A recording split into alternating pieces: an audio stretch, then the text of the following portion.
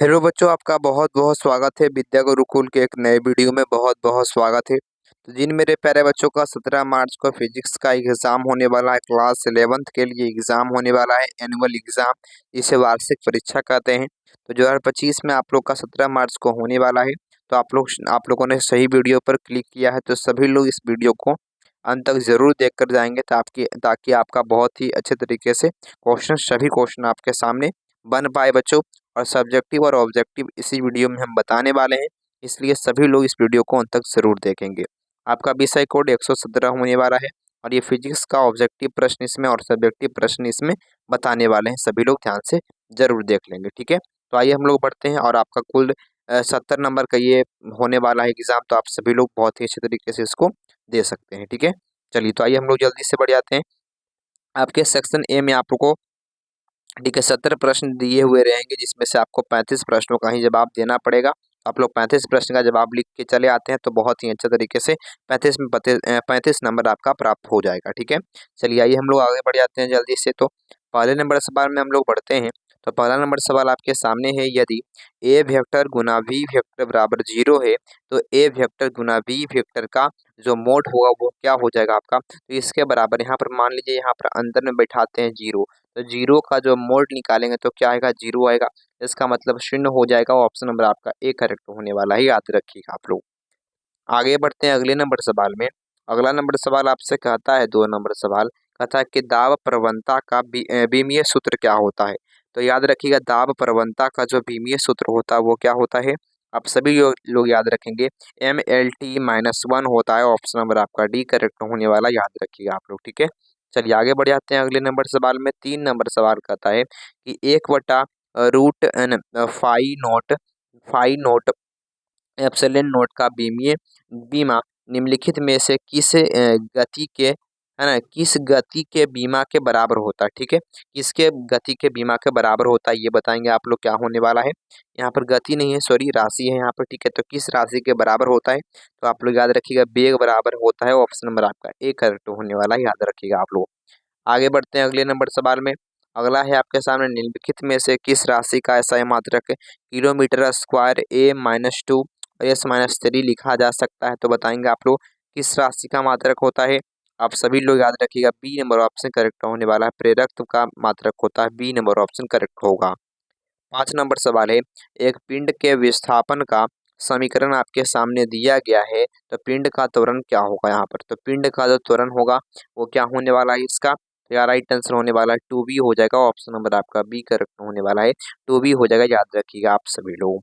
आगे बढ़ते हैं अगले नंबर सवाल में।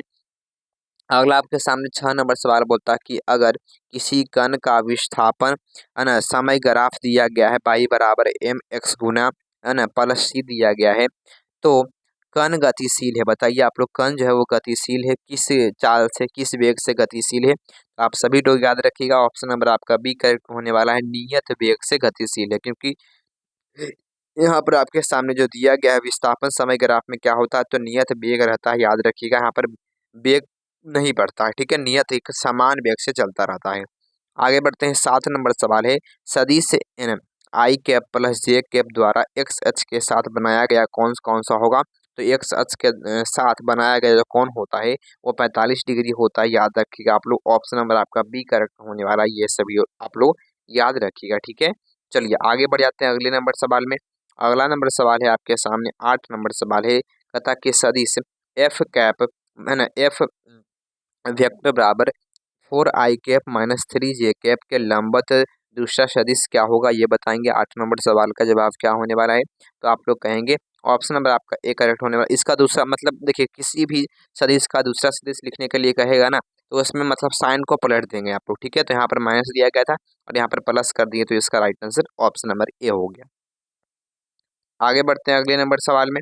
9 नंबर सवाल आपके सामने है कि अगर, ठीक है, ए वेक्टर गुना बी वेक्टर बराबर 0 वेक्टर दिया गया तथा बी गुना सी वेक्टर बराबर 0 वेक्टर दिया गया है, तो इन ए और सी का मान क्या हो जाएगा, तो ए और सी का जो मान होगा बच्चों याद रखिएगा 0 ही हो जाएगा, क्योंकि देखिए आप लोगों ने पढ़ा होगा ए गुना बी बराबर मतलब ए गुना बी बराबर 0 है और बी गुना सी बराबर क्या होगा 0 होगा। तो ए और सी दोनों में क्या कॉमन मिल गया, बी कॉमन मिल गया। तो मान लीजिए इसको खत्म कर देते हैं, कट्टम पुट्टी काट देते हैं इसको, तो ए गुना सी बराबर भी 0 हो गया, है ना। चलिए आगे बढ़ जाते हैं। अगले नंबर सवाल में 10 नंबर है कि आर त्रिज्या वाले वृत्तीय पथ पर समान चाल भी से एक कण गतिमान है। आधा आधा वृत्त तय करने में लगे समय में कण का औसत त्वरण क्या हो जाएगा, ये बताएंगे आप लोग क्या होने वाला है।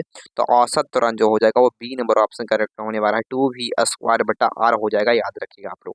ठीक है, चलिए आगे बढ़ जाते हैं। अगले नंबर सवाल में 11 नंबर है कि गुरुत्व के अधीन मुक्त रूप से गिरती हुई वस्तु का एक समान होता है। बताइए एक समान क्या होता है।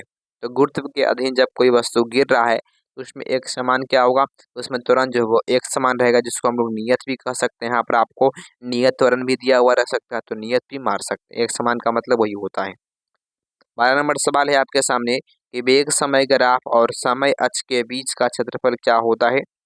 तो वेग समय ग्राफ और समय अक्ष के बीच का जो क्षेत्रफल होता है उसको क्या बोलते हैं हम लोग, तो तय की गई दूरी के बराबर होता है। ऑप्शन नंबर आपका बी करेक्ट होने वाला, याद रखिएगा आप लोग।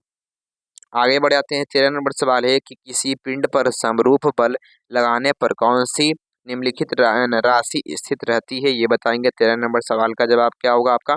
ठीक है, तो आप सभी लोग याद रखिएगा बी नंबर ऑप्शन आपका करेक्ट होने वाला है। आप सभी लोग याद रखिएगा तुरंत होता है। अगला है यदि अभिलंब अभिक्रिया दोगुनी कर दिया जाए। ठीक है, अभिलंब अभिक्रिया दोगुनी कर दिया जाए तो घर्षण गुणा का जो गुणांक होगा वो क्या हो जाएगा, ये बताएंगे आप लोग। तो घर्षण गुणांक क्या होने वाला है 14 नंबर सवाल का। आप सभी लोग याद रखिएगा सी नंबर ऑप्शन होगा, समान होता है। सी नंबर ऑप्शन करेक्ट होगा, याद रखिएगा आप लोग।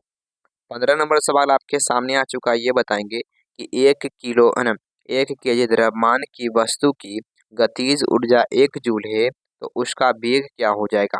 तो उसका वेग क्या होगा 15 नंबर सवाल का, आप लोग याद रखिएगा 0.45 मीटर पर सेकेंड इनवर्स होगा, याद रखिएगा आप लोग। ठीक है, आगे बढ़ते हैं। 16 नंबर सवाल है कि एम द्रव्यमान की वस्तु का रैखिक संवेग p दिया गया है, उसकी गतिज ऊर्जा क्या होगी।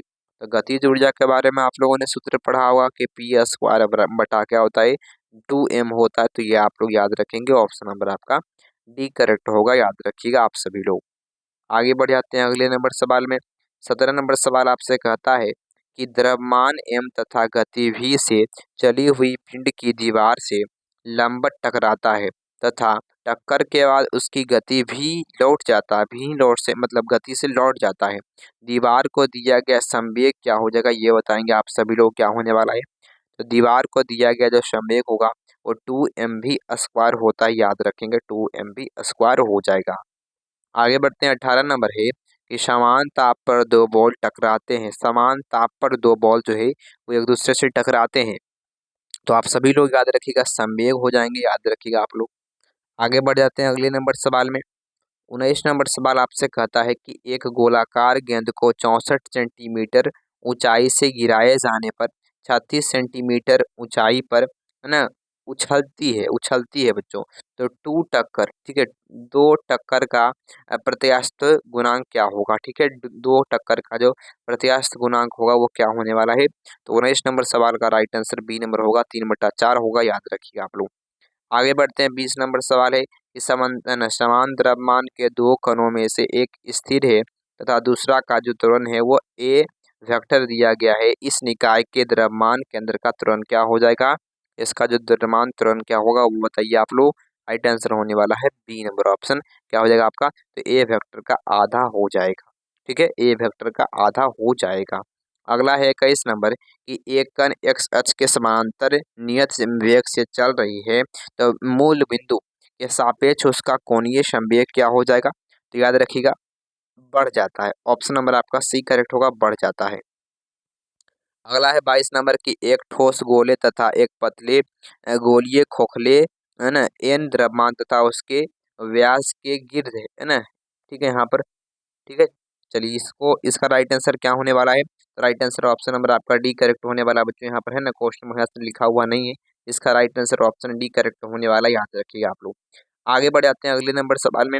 अगला आपके सामने है कि खोखले गोले के भीतर गुरुत्वीय विभव क्या होता है।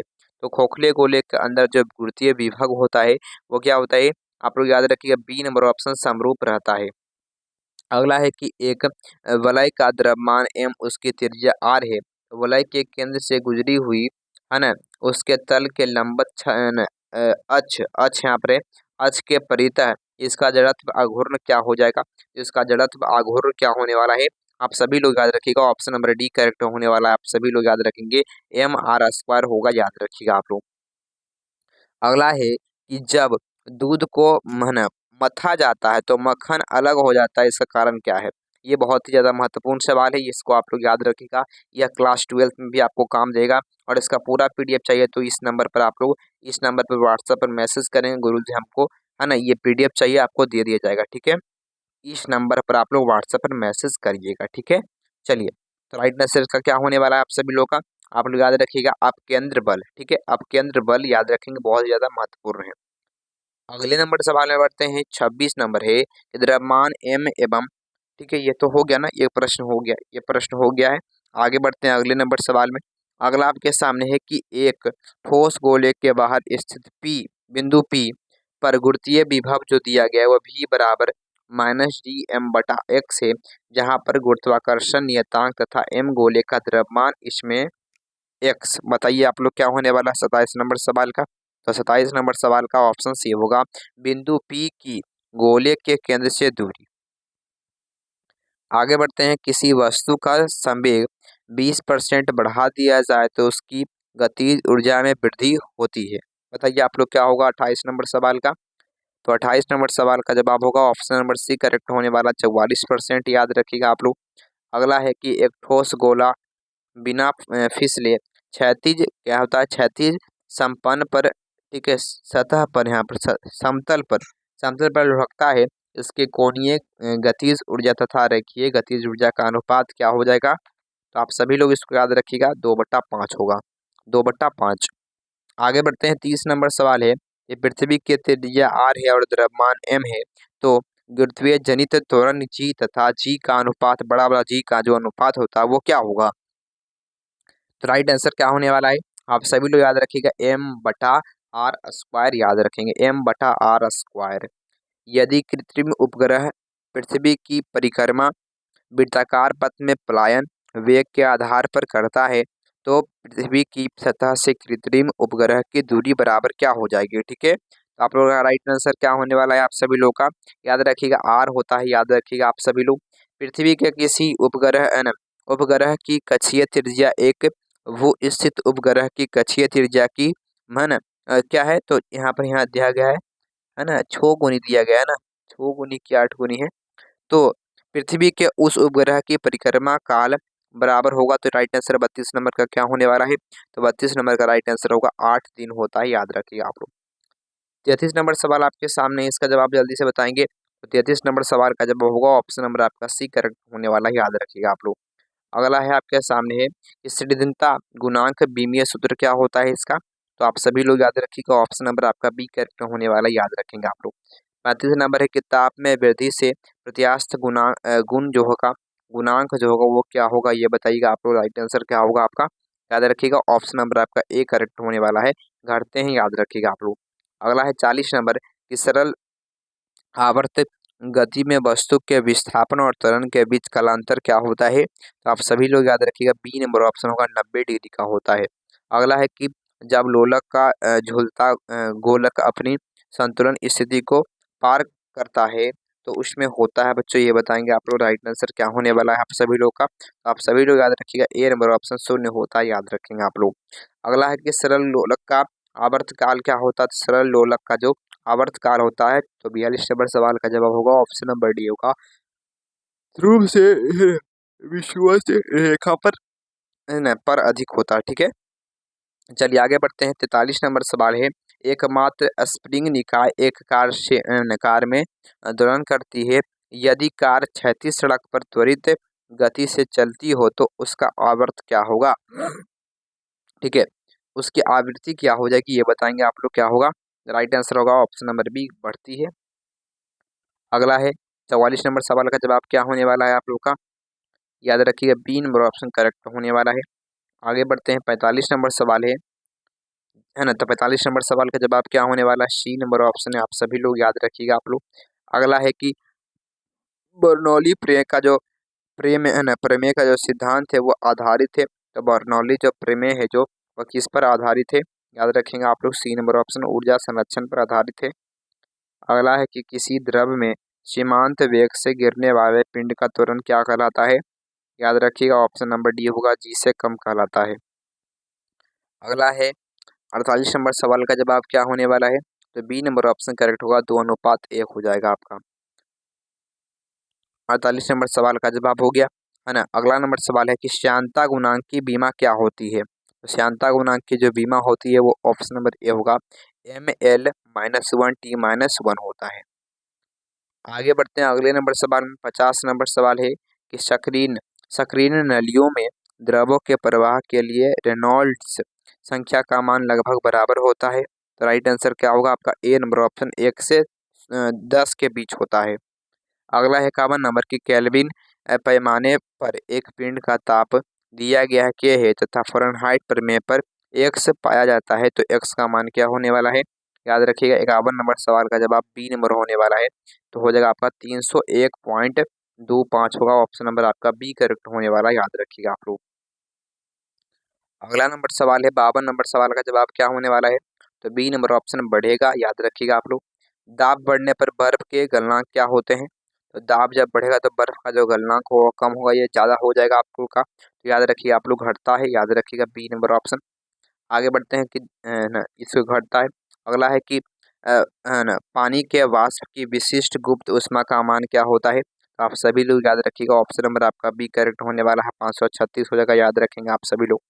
अगला है कि द्रव के अवस्था में परिवर्तन के समय का ताप निर्भर करता है, ये बताएंगे 55 नंबर सवाल का क्या होगा राइट आंसर, तो बी नंबर ऑप्शन दाब पर निर्भर करता है, याद रखेंगे आप लोग। नियत परम ताप T पर किसी गैस के अणु का वर्ग माध्य माध्यम माध्य मूल चाल अधिकतम होगा, बताइए आप लोग क्या होगा राइट आंसर आप लोग का, याद रखिएगा हाइड्रोजन होता है। अगला है आपके सामने कि नियत दाब पर किसी गैस के लिए किए गए द्रव्यमान का आयतन क्या होता है, तो आप सभी लोग याद रखिएगा बी नंबर ऑप्शन करेक्ट होने वाला है। आगे बढ़ते हैं कि ऊष्मागतिकी के प्रथम नियम में निम्नलिखित में से क्या संरक्षित रहता है, तो ऊष्मागतिकी के नियम आप लोगों ने पढ़ा होगा, इसमें संरक्षित रहता है अणुओं की संख्या संरक्षित रहती है, याद रखेंगे आप लोग। अगला है कि ऊष्मा हानि की दर वस्तु और परिवेश के ताप के अंतर के समानुपाती होता है, यह कथन किसका है, तो याद रखिए ये जो आप लोग का नियम जो दिया गया है न्यूटन के शीतलन नियम का ये शब्द है, ये कथन है, ठीक है, तो याद रखेंगे आप लोग। आगे बढ़ते हैं किसी चक्रीय प्रक्रिया में किसी गैस की आंतरिक ऊर्जा क्या होती है, तो आंतरिक ऊर्जा जो है वो बढ़ती है। अगला है कि प्लांक नियतांक का मान क्या होता है, ये तो सबसे हल्का है, बी नंबर ऑप्शन 6.62 गुने 10⁻⁻34 होता है, याद रखेंगे आप लोग। आगे बढ़ते हैं अगला है कि समतापीय अवस्था में ऊष्मागतिकी का प्रथम नियम का निरूपण करता है, बताइए आप लोग क्या होगा, तो आप सभी लोग याद रखिएगा ए नंबर ऑप्शन। अगला है कि ताप के बढ़ने से गैसीय माध्यम में ध्वनि की चाल क्या होती है, तो आप सभी लोग याद रखिएगा बी नंबर ऑप्शन बढ़ती है। अगला है कि विस्पंदन की उत्पत्ति के लिए ध्वनि तरंग निम्न में से कौन सा कारण उत्तरदायी होता है, याद रखिएगा सी नंबर ऑप्शन। अगला है कि खुले ऑर्गन पाइप में उत्पन्न तरंग होते हैं, तो याद रखिएगा ऑप्शन नंबर सी करेक्ट होगा। आगे बढ़ते हैं किसी स्वर की तीव्रता का स्तर यदि 20 डेसिमल हो तो तीव्रता बराबर होगा, बताइए आप लोग क्या होगा, आप लोग याद रखिएगा बी नंबर ऑप्शन।